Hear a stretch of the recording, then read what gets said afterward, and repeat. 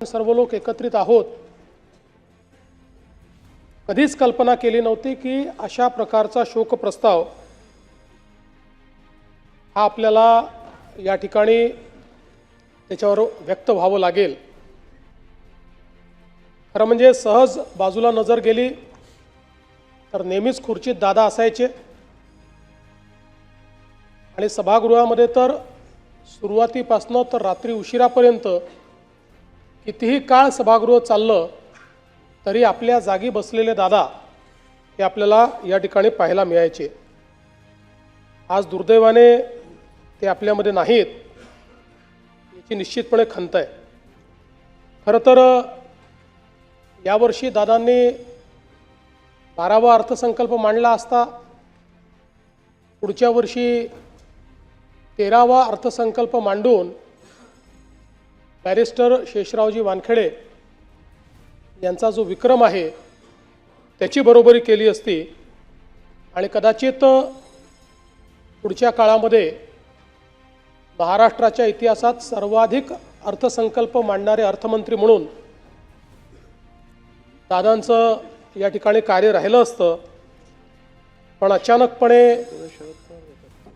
दादा आपल्यातनं निघून गेले आणि यावेळी हा अर्थसंकल्प मांडण्याची जबाबदारी या ठिकाणी माझ्यावर आली।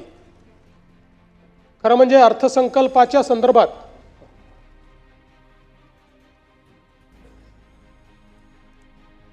आपल्या सर्वांनाच कल्पना आहे की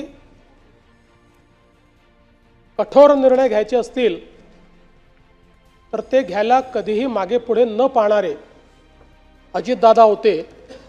पण त्याचवेळी वित्त विभागाने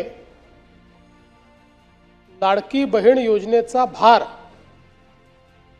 हा अर्थसंकल्पावर फार मोठ्या प्रमाणात पडेल आणि म्हणून याचा पुनर्विचार करावा असं सुचवल्यानंतर देखील त्या ठिकाणी ठामपणे निर्णय घेऊन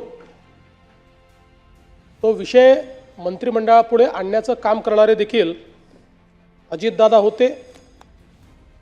आणि आपल्या सगळ्यांना आठवतं की लाडकी बहीण योजनेनंतर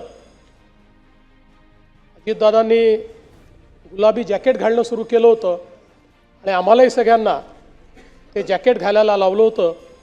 आता या सगळ्या गोष्टी केवळ आठवणींमध्ये आहेत आणि म्हणून मला असं वाटतं की संपूर्ण सभागृह अत्यंत या परिस्थितीमध्ये दुःखी आहे।